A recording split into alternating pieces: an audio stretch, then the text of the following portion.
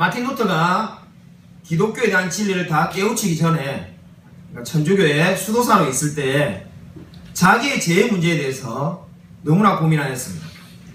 우리가 알다시피 이 루터는 한평생을 죄를 해결하기 위해서 고민한 사람이었습니다. 그래서 루터는 어느 날 자기가 아무리 고해성사를 반복해도 이 죄를 없앨 수 없다는 사실을 깨닫게 되었습니다. 그래서 루터는 마지막이라고 생각하고 로마의 성지순례 여행을 떠납니다. 스칼라 산타 교회라는 교회가 있었는데 그 교회는 예루살렘에서 예수님이 걸으셨다는 계단을 그대로 옮겨왔습니다. 그러니까 예수님이 생애에 걸으셨다는 그 계단을 28개의 계단을 그 스칼라 산타 교회 앞에 그대로 옮겨놓은 거죠. 그 계단을 올라가면서 루터는 예수님을 생각하였습니다. 그리고 한 계단을 그냥 무조건 올라간 것이 아니라 무릎으로 한 계단을 올라가면서 주기도문을 암송하고 십계명을 암송하면서 내재 하며 울며 부르짖으며 한 계단씩 올라갔습니다. 그리고 올라가고 다시 내려오고 반복하면서 자기의 죄를 용서해달라고 기도했습니다. 그러나 그 마음은 결코 편해지지 않았습니다. 루터는 너무나 실망하였습니다. 도대체 이렇게까지 내가 고행을 하며 이렇게까지 내가 기도하는데 왜 죄가 사라지지 않을까? 그러다가 우리가 너무나 잘 알고 있듯이 로마서 1장 17절에 오직 의인은 믿음으로 말미암아 살리라는 말씀을 읽을 때에 루터가 복음을 깨닫게 되었습니다. 그리고 그것이 우리가 너무나 잘 아는 종교개혁의 첫 시발점이 된 것입니다. 우리가 루터의 이야기를 통해서 알 수 있는 것이 무엇입니까? 인생에 있어서 제일 중요한 문제가 무엇입니까? 많은 사람들이 인생의 문제를 각기 다르게 생각했지만은 성경은 인생의 제일 중대한 문제는 죄를 어떻게 해결할 것이냐입니다. 사실 루터는 이 근본적인 문제를 일찍 깨달은 겁니다. 죄의 문제를 해결하지 않는 한 결코 어떠한 마음의 평안도 소망도 없다는 것을 깨닫게 된 것입니다. 여러분, 어떻게 죄의 문제를 해결할 수가 있습니까? 죄를 없애기 위해서는 의가 필요합니다. 오늘 그 의를 설명하는 이야기가 나오고 있습니다. 오늘 저는 의를 두 가지로 설명할 건데 자기의 의와 그리스도의 의로 나누어서 여러분에게 말씀을 전하고자 합니다. 여러분, 첫 번째로 자신의 의에 대해서 말씀을 전하고자 하는데 오늘 우리가 읽었던 마태복음 5장 19절 한번 주목해 보십시오.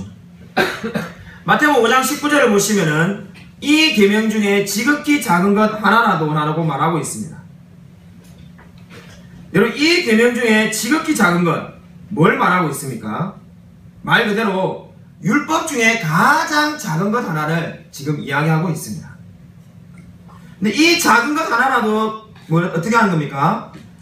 버리는 자는 천국에서 작다 일컬음을 받을 것이며 이것을 행하는 자는 천국에서 크다 행함을 받을 거라고 말을 하고 있습니다.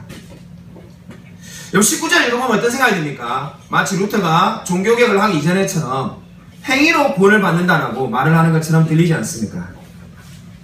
제가 서두에서 말한 것처럼 스칼라 산타 교회에서 루터가 수많은 고행을 통해서 죄의 문제를 없애려고 한 것처럼 마치 19절은 내가 뭔가를 행해야만이 구원을 얻을 수 있다라고 말하는 것처럼 들립니다. 실제로 그렇게 생각했던 사람이 20절에 나오는 서기관과 바리새인들이었습니다. 서기관과 바리새인들은 무언가를 행해야만이 구원을 받는다라고 생각하였습니다. 여러분, 서기관과 바리새인들이 이 율법을 그대로 지켜야만이 구원을 받는다고 생각해서 만든 것이 무엇이었습니까? 지금도 전해 내려오고 있는데 이들이 613개의 성경 이외의 조항들을 또 만들었습니다. 그것이 미드라시라는 이름으로 지금도 전해지고 있는데 이들은 바리새인들이 613개라는 조항을 또 만들었습니다. 613개. 웬만한 사람들은 그저 외우기도 힘들 것 같은데 이 바리새인들은 그것을 외우는 정도가 아니라 그들이 만든 조항을 철저히 그대로 지키며 사는 사람이었습니다. 그 613개 중에서도 바리새인들이 가장 관심이 많았던 조항은 일이었습니다. 일이 뭡니까? 안식일에 일을 하지 말라고 하는 성경 말씀, 즉 율법을 지키기 위해서 바리새인들은 일이 무엇인지에 대해서 끊임없이 고민하며 생각하였습니다. 그래서 613개라는 바리새인들이 만든 조항 중에서 제일 많은 항목을 차지하는 부분이 바로 일에 대한 건데 무려 39개나 됩니다. 그 내용을 들여다보면은 참으로 황당하기 짝이 없는데 어떤 내용들이 담겨 있냐면은 뭐 일면 좋게 이야기하면 그들의 고민이 담겨 있습니다. 거기 이런 내용이 있습니다. 바리새인들이 고민하였던 것이 안식일에 일을 해야 되는데 일을 하지 말아야 되는데 그럼 일이란 게 뭔가? 여기 있는 컵을 제가 만약에 저 뒤로 옮겨 놓으면은 그것이 일이 됩니다.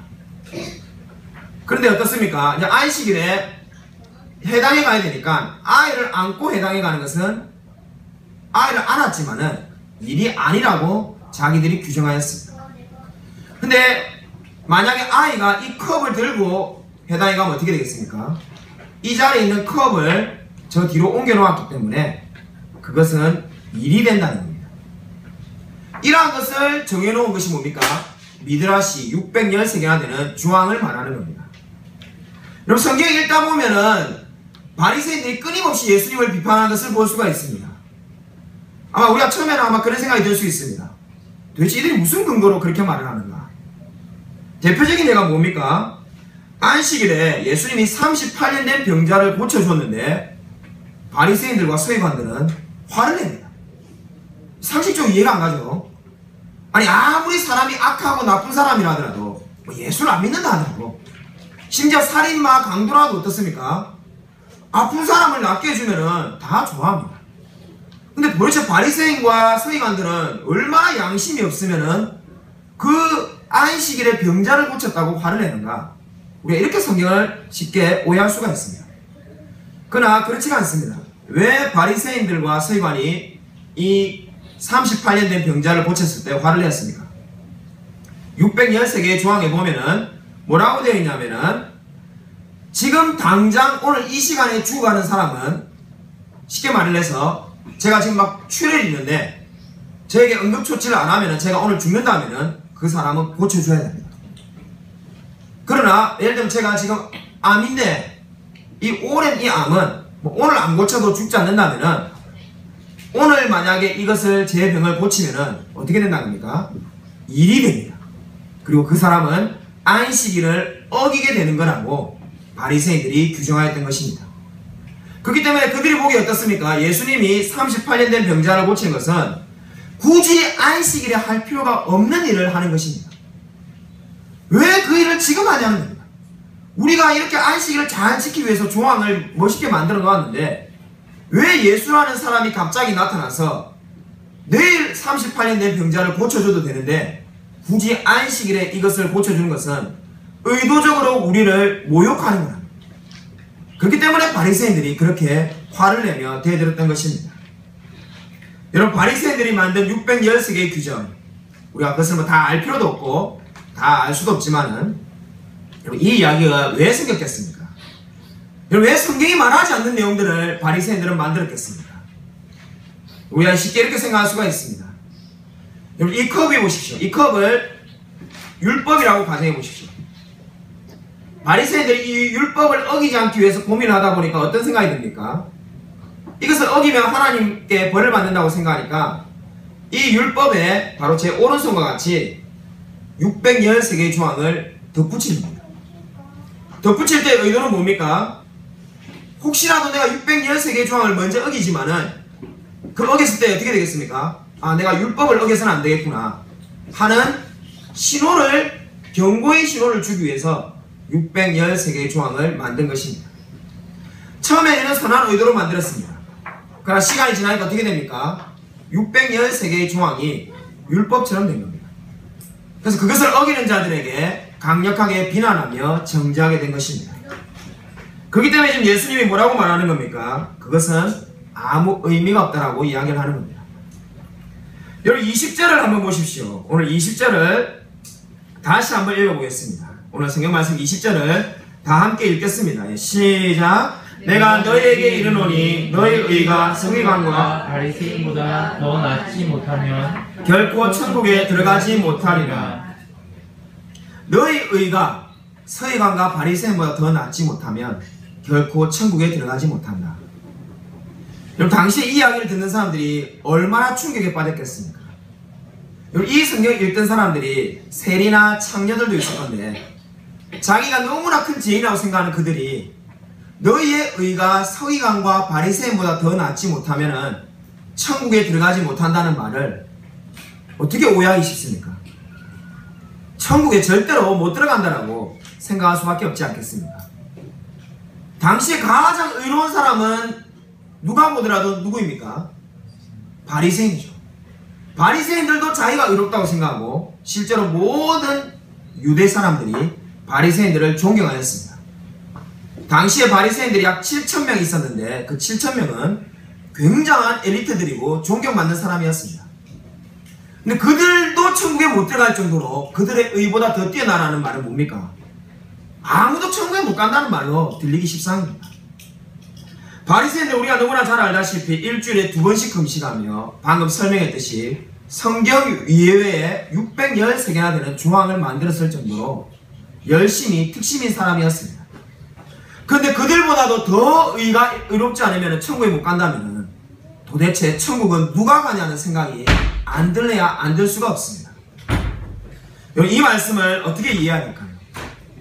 오늘 우리가 이 성경 읽었는 이 말씀을 이해하는 가장 중요한 키워드가 어디에 있습니까?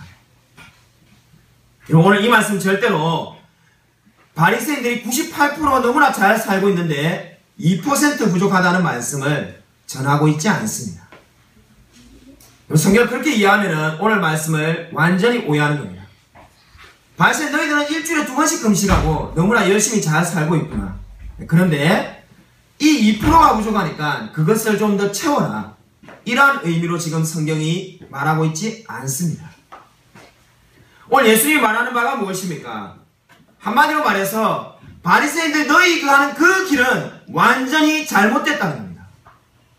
자기의 의로 천국에는 그 누구도 갈 수 없다는 것을 예수님이 말씀하고 있습니다. 너희들이 스스로 그렇게 아무리 노력해본들 천국에 절대로 들어갈 수 없다는 겁니다. 한마디로 말해서 지금 예수님이 말하는 바가 무엇입니까? 내가 뭔가 노력을 해서 천국에 갈 수가 없고 바로 오늘 두 번째 의, 어떻게 천국에 갈 수 있다는 겁니까? 그리스도께서 의를 성취하신 것이 전가되어야만이 천국에 들어갈 수 있다고 말씀하고 있습니다. 무신론자인 프랑스의 철학자 볼테르의 이야기입니다. 볼테르는 살았을 때 100년만 지나면은 이 지구상에 단 한 사람도 크리스찬이 남아있지 않을 거라고 호언장담하였습니다. 볼테르가 죽은 지 100년이 지나고 난 다음에 그리스도인들이 아무도 안 남아있었던 것이 아니라 오히려 볼테르가 살고 있었던 집이 성경을 판매하는 성경협회로 바뀌었습니다. 근데 이 볼테르가 너무나 한심하게 여겼던 크리스찬들에 대해서 비판하고 이랬는데 정작 그 책을 보면은 자신의 인생에 대해서 뭐라고 말했는지 아십니까? 나는 태어나지 않았어야 할 사람이다. 나는 이 세상에 절대로 태어나지는 않았어야 할 사람이라고 말하였습니다. 여기 이 볼테르의 이야기가 뭘 보여줍니까? 인간은 결코 스스로 완벽해질 수가 없습니다. 인간은 결코 스스로 하나님을 찾을 수가 없습니다. 우리가 많은 사람들이 오해하는 것처럼 성경이 절대로 하나님을 스스로 찾으라고 말하고 있지 않습니다.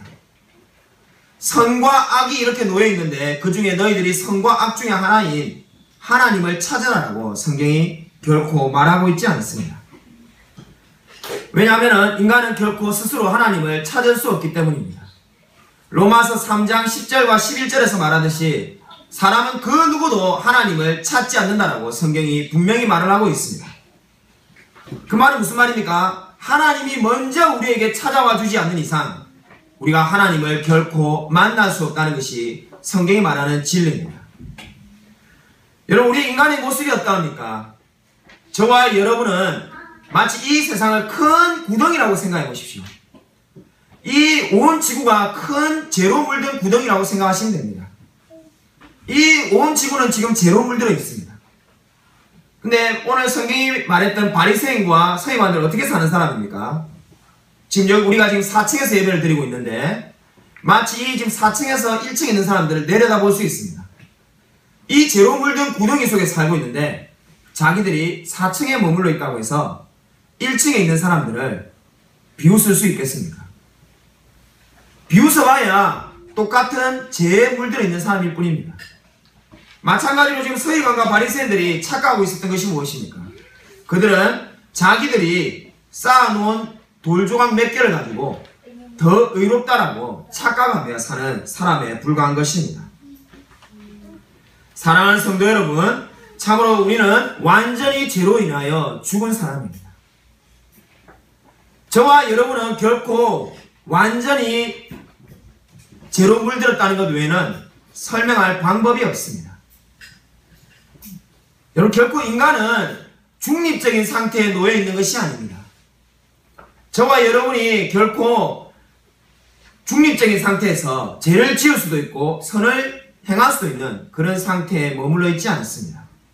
저와 여러분은 완전히 타락했다고 성경이 말씀하고 있습니다.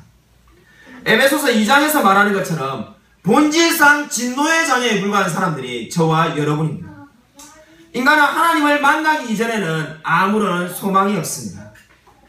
여러분, 이미 죽어있는 사람에게 100kg짜리 돌을 얹어본들 무슨 반응이 있겠습니까? 마찬가지로 저와 여러분 영혼이 이미 죽어있기 때문에 우리 스스로는 결코 하나님을 찾을 수가 없습니다.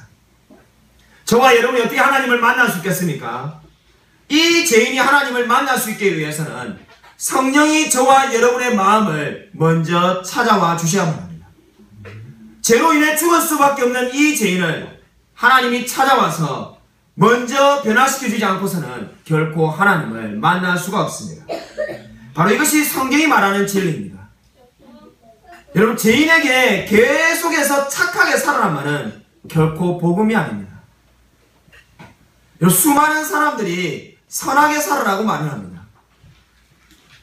이 세상 철학자들도 착하게 살아라고 말하지 강간을 하라, 사람을 죽이라고 말하는 사람은 아무도 없습니다. 우리 한국교회의 제일 문제가 무엇일까요? 수많은 사람들이 기독교인들이 선하게 살지 않은 것이 가장 큰 문제라고 말합니다. 저는 시사적인 이야기를 설교 때 잘 하지 않기 때문에 굳이 최근에 있었던 이 목사님이 살인죄를 저질렀던 비극적인 이야기를 굳이 하고 싶지 않습니다. 아마 그러한 사건을 보면서 수많은 사람들은 우리 한국의 제일 교회 문제는 성도들이 선하게 살지 않는 데 있다라고 아마 또 다들 한마디씩 하였을 것입니다. 저도 그런 이야기 많이 들었습니다. 그러나 여러분, 착하게 살아가는 것은 결코 복음이 아닙니다. 여러분에게 아무리 선하게 살아라고 한들 여러분이 선하게 살 수 있습니까? 여러분, 오늘부터 한번 결심을 해보십시오. 내가 결코 죄를 짓지 않겠다고. 과연 그 결심이 얼마나 지속될 수 있습니까? 제가 서울에 있는 교회에서 사역을 할 때 우리가 그런 성경 공부를 한 적이 있습니다. 이렇게 창세기 성경 공부 이런 걸 한 것이 아니라 삶을 변화시키는 성경 공부라고 해서 각각 자기가 결심한 것을 일주일 동안 실천하는데 아내에게 절대로 짜증내지 않기를 우리가 결심하였습니다. 한 30명 되는 분들이 같이 하였는데 일주일 동안 자기 아내에게 짜증내지 않기로 결심하고 그 결심을 그대로 지키고 온 사람이 딱 2사람밖에 없었어요. 그 2사람도 그 다음 주 아니면 그 다음 주에 결국 다 무너집니다. 여러분, 이것이 뭘 보여줍니까? 인간은 아주 조그만한 것 하나도 지킬 수가 없습니다. 그러한 우리에게 소망이 무엇이 있습니까? 저와 여러분에게 선하게 살아가는 것은 결단코 복음이 아닙니다. 그러면 그리스도를 만나지 않은 인간에게 하나님이 요구하는 것은 단 한 가지밖에 없다는 것을 알 수 있게 됩니다. 그것이 바로 뭡니까? 자신의 죄를 인정하며 우리의 무가치함을 고백하는 것입니다. 주님, 제가 죄인입니다. 내가 하나님의 은혜가 아니면 살아갈 수 없습니다라고 고백하는 것이 바로 하나님이 죄인에게 유일하게 요구하시는 것입니다. 저와 여러분이 하나님을 만나지 않은 사람이라면 하나님은 하나님을 위해서 살아라든지 선하게 살아라든지 이런 것을 먼저 요구하는 것이 아닙니다. 먼저 요구하시는 것은 단 한 가지밖에 없습니다. 바로 나의 힘으로는 살 수 없다는 그 고백을 하기를 원하시는 것입니다. 이런 마가복음 10장 47절에 맹인 바디메오가 예수님을 만났을 때 뭐라고 고백했습니까? 마가복음 10장 47절에서 맹인 바디메오는 주님을 만나고 난 다음에 나를 착하게 살 수 있게 해달라든지 저를 서기관과 바리새인보다 더 뛰어난 사람으로 만들어달라든지 이러한 말을 하지 않았습니다. 심지어 부자로 만들어달라고 하나님께 말하지 않았습니다. 여러분 생각해 보십시오. 맹인이 주님을 만났을 때 여러분이 맹인이라면 뭘 말하겠습니까? 제가 맹인이라면 눈을 뜨게 해주시옵소서라고 말했을 것입니다. 그렇지 않습니까? 일생일대의 소원이 뭡니까? 제발 눈을 한번 떠서 보고 사는 것이 맹인의 소원이지 않겠습니까? 근데 마가복음 10장의 바디메오는 주님을 만나자마자 처음으로 고백했던 것이 무엇이었습니까? 다윗의 자손 예수여 나를 불쌍히 여기시옵소서라고 말하였습니다. 주님 나가 죄인입니다. 내가 하나님의 은혜가 아니면 살아갈 수 없습니다 라고 고백하였습니다. 이것이 바로 무엇입니까? 죄인이 하나님 앞에서 고백해야 될 첫 번째 고백이 바로 이것인 것입니다. 내가 이제 하나님의 은혜가 아니면 살아갈 수 없습니다. 제 힘으로는 저의 인생을 절대로 움직일 수가 없다고 고백하는 것, 이것이 바로 죄인이 하나님을 만났을 때 첫 번째 나오는 반응인 것입니다. 사랑하는 여러분, 제가 오늘 설교를 시작하면서 두 가지 의의가 있다고 말하였습니다. 자기의 의로는 결코 하나님을 만날 수가 없습니다. 그것이 바로 지금 성경이 말하는 너의 의가 서기관과 바리새인의 의보다 더 낫지 아니하면 결코 하나님을 만날 수 없다는 말씀의 의미인 것입니다. 여러분이 아무리 선하게 살려고 한들 깨닫게 되는 것은 무엇입니까? 내 스스로는 결코 주님을 만날 수 없다는 것을 깨닫게 될 뿐인 것입니다. 먼저 하나님이 우리에게 찾아와 주지 않는 이상 우리가 주님을 만날 수가 없습니다. 그러므로 우리가 할 수 있는 것은 무엇입니까? 주님 저를 찾아와 주시옵소서, 이 불쌍한 죄인을 긍휼히 여겨 주시옵소서라고 기도할 수밖에 없습니다. 철로역정을 읽어보셨습니까? 철로역정을 읽어보면은 철로역정에 이러한 장면이 나옵니다. 여러분 철로역정의 맨 마지막 장면이 너무나 인상 깊은데 그 맨 마지막 장면이 뭔지 아십니까? 무지라는 사람과 주인공 크리스찬이 이제 요단강을 건너려고 합니다. 무지도 요단강을 건너는 걸 두려워하고 크리스찬도 요단강을 건너는 게 두렵습니다. 여러분도 알다시피 요단강은 죽음을 상징합니다. 죽음이 앞에 와 있는데 누가 두렵지 않겠습니까? 두려운 그 요단강을 건너는데 어떻습니까? 요단강이 별로 무섭지 않게 건넜다라고 말합니다. 천국 문 앞에 이르렀습니다. 이제 천국 문 앞에 이르러서 이제 천국에 있는 천사장이 나와서 무지와 크리스찬을 맞이해 줍니다. 그때 어떤 장면이 나옵니까? 놀랍게도 천사장이 뭘 요구합니까? 너희가 구원의 증표를 가지고 있냐라고 묻습니다. 그러자 무지가 나는 아무런 증표가 없다고 말합니다. 그러자 어떤 일이 벌어집니까? 천사들이 그 무지를 바로 지옥으로 데려갑니다. 그래서 존 버니는 뭐라고 표현합니까? 내가 천국 문 앞에서 지옥으로 내려가는 사람이 있다는 것을 알게 됩니다. 한평생을 그리스도인 것처럼 살지만은 결국 구원의 증표가 없어서 지옥 가는 사람이 있다는 겁니다. 여러분 그런데 크리스찬에게 증표를 요구하니까 크리스찬이 뭘 보여줍니까? 전도자로부터 받았던 그 두루마리를 꺼내어서 보여줍니다. 두루마리가 뭘 의미합니까? 구원을 의미하는 것입니다. 그 구원을 받았던 크리스찬은 천국에 들어갑니다. 여러분 이 사실이 뭘 보여줍니까? 여러분 철로역정이 말하고자 하는 바가 무엇입니까? 여러분이 선하게 살아야만이 천국에 간다라고 결코 말하고 있지 않습니다. 그 두루마리는 결코 여러분의 행위가 아닙니다. 그 두루마리는 바로 그리스도의 의를 받은 적이 있냐라고 묻고 있는 것입니다. 저와 여러분의 마음속에 그리스도의 의가 있습니까? 여러분이 선하게 살려고 노력해왔던 것, 내가 정말로 나 자신을 아름답게 포장했던 것, 그것을 묻고 있지 않습니다. 그리스도가 십자가에 죽으실 때 성취했던 그 의가 여러분의 것이 되었냐라고 성경은 묻고 있습니다. 만약에 그것이 여러분의 것이 되어 있지 않다면 여러분은 이 세상에서 가장 불쌍한 사람입니다. 여러분, 이 좋은 주일날에 이 조그마한 개척교회에 와서 왜 예배를 드리고 있습니까? 여러분이 삶에 여유가 있다면 이 시간에 놀러를 가도 즐겁게 살 수 있고, 여러분이 정말로 삶이 어렵고 빈궁하다면 이 시간에 차라리 아르바이트를 해도 돈을 더 벌지 않겠습니까? 우리가 그 모든 것을 다 포기하고 이 시간에 예배를 드리는 이유가 어디 있습니까? 바로 이 위대한 진리를 믿기 때문입니다. 이 한 가지 진리, 내 모든 죄가 주의 등 뒤에 던져졌나이다. 이사야 37장 18절이 말하는 것처럼 나의 모든 죄가 주님의 등 뒤에 옮겨졌으며 이제 그리스도의 의가 나의 의가 되었다는 이 진리를 믿기 때문에 이 자리에 앉아있는 것입니다. 여러분, 이 자리에 앉아있는 이유가 이 진리를 믿기 때문이 아니라면 저와 여러분은 이 세상에서 가장 불행한 사람입니다. 왜냐하면 우리가 하고 있는 이 모든 예배 행위는 시간 낭비에 불과하기 때문입니다. 저와 여러분이 예배를 드리는 오직 한 가지 이유는 바로 이 대속의 진리를 믿기 때문입니다. 나의 모든 죄가 이제 그리스도에게 옮겨졌으며 그리스도의 모든 의로움이 내 것이 되었기 때문입니다. 그것이 바로 저와 여러분이 주님을 믿는 이유입니다. 사랑하는 여러분, 이 위대한 진리를 믿고 있습니까? 여러분, 아마 이 위대한 진리를 들을 때 이런 생각이 혹시 들는지 모르겠습니다. 목사님, 그거는 초신자 때 듣는 이야기 아닙니까? 교회 한 2달, 3달 다닐 때 듣는 이야기지. 제가 교회를 지금 얼마나 오래 다녔는데 그런 가장 기본적인 이야기를 제가 왜 듣고 있겠습니까?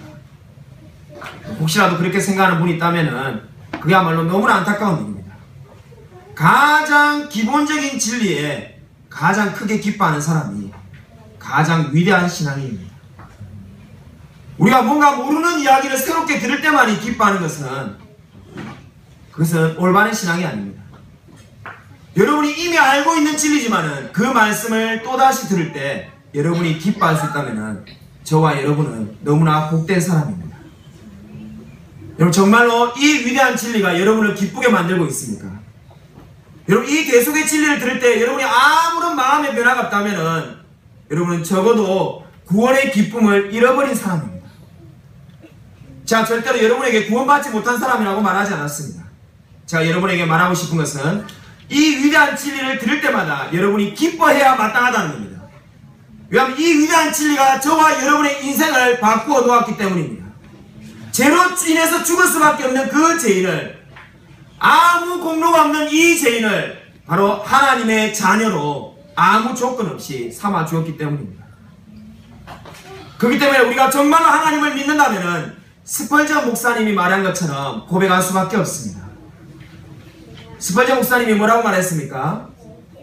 나는 왜 예수님께서 내가 가장 사랑하는 내 친구와 내 가족, 내가 전도하고 있는 그 수많은 사람을 구원하지 않는지 나는 알지 못한다. 그러나 내가 너무나 나를 놀랍게 하는 것은, 아니 매일매일 나를 놀랍게 하는 것은 주님께서 나 같은 죄인을 구원하셨다는 사실이다. 여러분, 동일한 고백이 있습니까? 도대체 주님이 왜 나 같은 죄인을 구원하셨는지 도무지 믿을 수가 없으며 이해할 수조차 없다고 고백하는 그 놀라운 감격이 저와 여러분에게 있습니까? 여러분, 우리 성경 말씀을 한 구절 찾아보고자 합니다. 히브리서 10장 17절입니다. 신약 성경 히브리서 10장 17절입니다.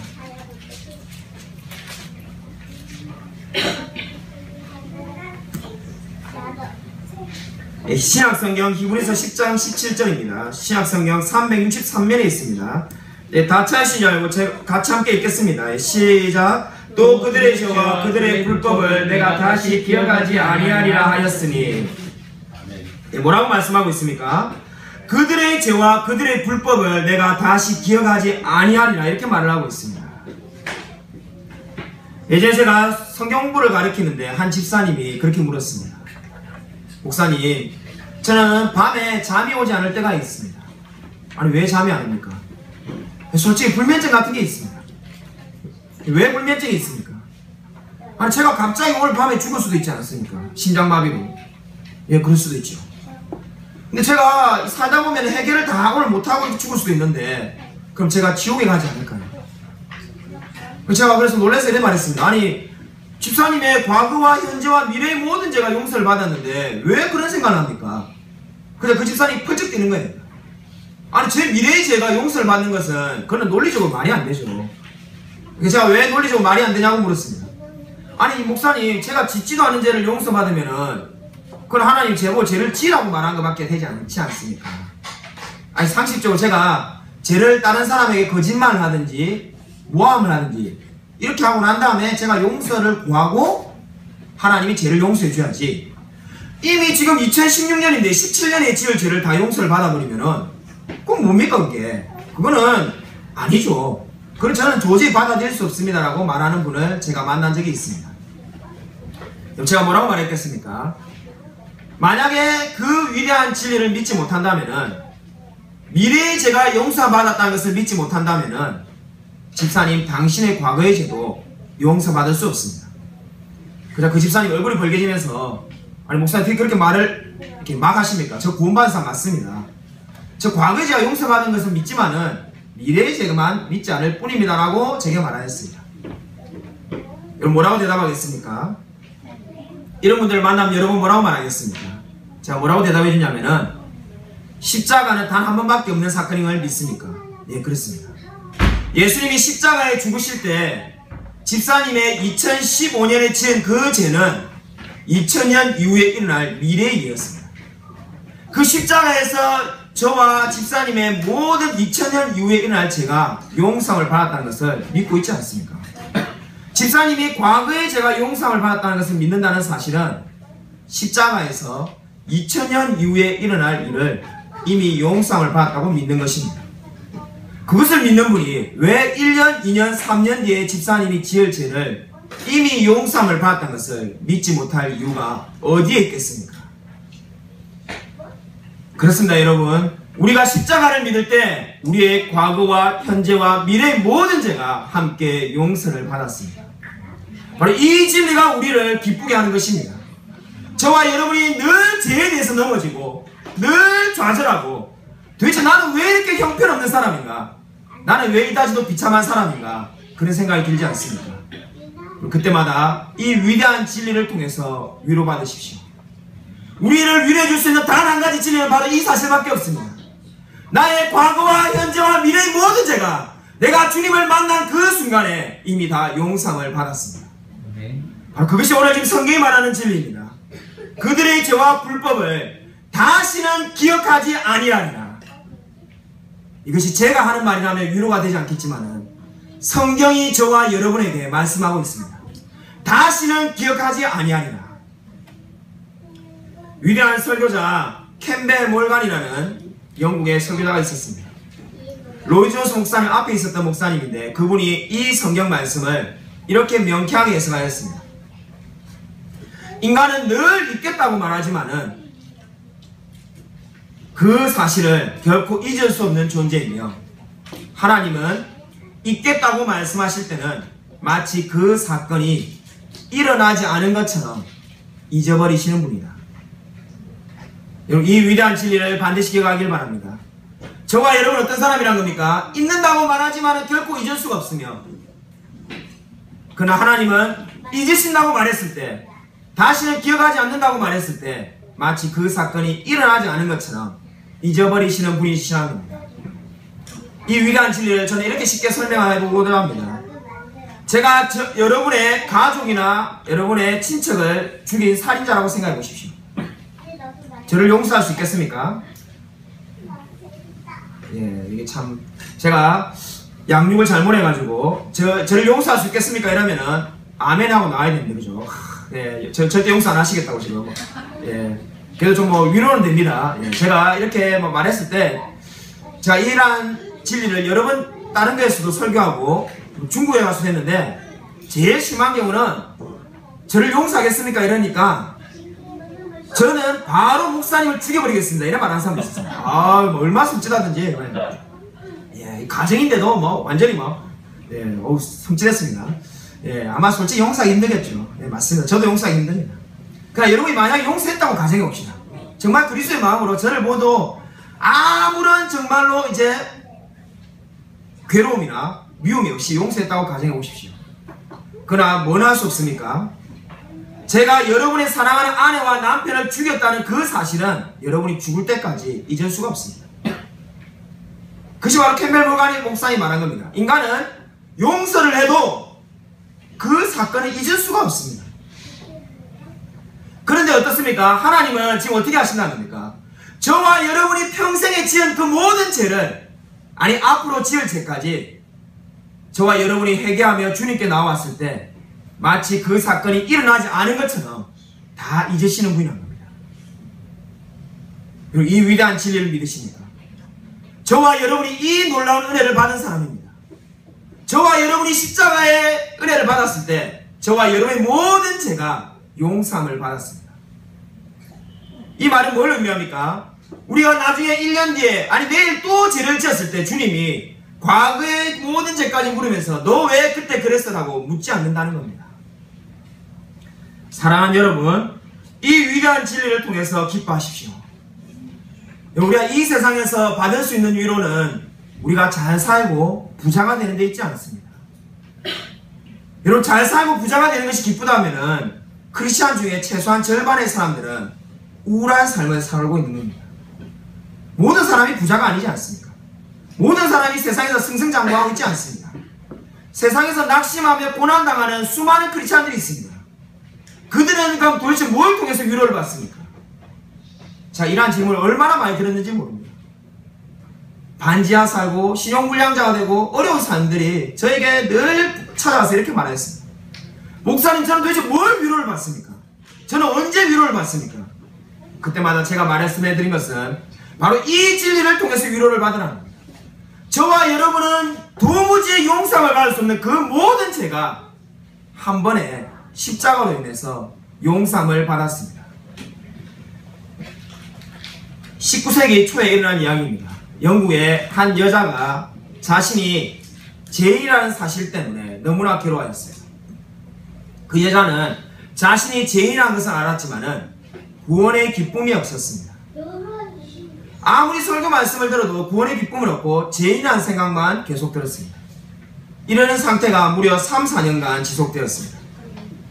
그 다음날 교회에 앉아있는데 목사님이 없어가지고 장로님이 대신 설교했습니다. 장로님이 뭔 설교를 잘했겠습니까? 그 장로님이 보니까는 맨 뒤에 앉아있는 여자가 설교를 제대로 안 듣고 고개를 푹 숙이고 있는 거예요. 그래서 이 장로님이 그 여자를 향하여 이렇게 말을 했습니다. 아, 저기 뒤에 있는 앉아있는 분, 저 아가씨, 당신 그렇게 울고 있을 필요가 없고 당신은 이 모든 진리를 받아들인다면 하나님이 당신의 모든 죄를 용서해 주실 겁니다 라고 말했습니다. 알고 보면 뭐 대단한 이야기도 아니고 평범한 이야기죠. 저와 여러분도 할 수 있는 이야기인데 이 한마디가 그 여자 성도의 마음을 완전히 뒤흔들었습니다. 그리고 그 순간에 그 여자분이 주님을 만나고 믿게 되었습니다. 여러분, 이 여자가 누구인지 아십니까? 이 여자분이 찬송가 282장을 쓰게 된, 우리나라 찬송가로 282장을 쓰게 된 바로 엘리옷입니다. 큰 죄에 빠진 나를 구원해 주시고 나를 오라 하시니 주께로 갑니다라는 이 유명한 찬송가를 짓게 된 것이 바로 이 사건을 통해서 짓게 되었습니다. 늘 죄로 인해서 괴로워했고 내가 주님 앞에 나갈 수 없는 사람이라고 생각했는데 내가 아무리 큰 죄인이라도 주님은 나를 용서해 주신다는 그 놀라운 사실로 인해서 이 엘리옷이 이 찬양을 짓게 된 것입니다. 사랑하는 여러분, 동일한 고백이 여러분 가운데 있습니까? 내가 너무나 큰 죄인이지만은 주님을 만났다는 기쁨 가운데 살아가고 있습니까? 우리 앞으로 13주간에 걸쳐서 기독교의 가장 기본적인 진리를 살펴보고자 합니다. 물론 이미 저와 여러분이 다 알고 있는 진리일 겁니다. 그러나 그 진리가 여러분의 마음을 기쁘게 하고 있지 않다면 여러분은 세상을 통해서 기뻐하는 사람입니다. 그렇지 않습니까? 정말로 이 성경이 말하는 진리를 통해서 기뻐하지 않는다면 여러분은 도대체 무엇을 가지고 기뻐하며 살아가고 있습니까? 여러분, 말씀을 사랑하시길 바랍니다. 성경이 말하는 진리를 가지고 기뻐하시길 바랍니다. 무엇보다도 오늘 성경이 말하는 것처럼 나의 모든 죄가 주의 등 뒤에 던져졌다는 그 이사야 38장 17절의 말씀을 가지고 기뻐하시길 바랍니다. 저와 여러분의 인생 가운데 2016년에 너무나 많은 어려움이 찾아올 수 있습니다. 아니, 이미 어려움이 찾아왔을 수도 있습니다. 때때로 절망이 찾아올 수 있습니다. 낙심이 찾아올 수도 있습니다. 내가 원하는 계획대로 진행되지 않을 수도 있습니다. 그러나 여러분, 한 가지 불변하는 사실이 있습니다. 여러분이 지금보다도 더 가난해질 수도 있고 더 비참해질 수도 있습니다. 그러나 결코 변하지 않는 한 가지 사실이 무엇입니까? 저와 여러분의 죄가 이미 용서함을 받았다는 진리입니다. 저와 여러분의 모든 죄가 이미 주님께 등 뒤로 옮겨졌으며 우리는 그리스도의 의로 인해서 의의 옷을 입은 사람이 되었습니다.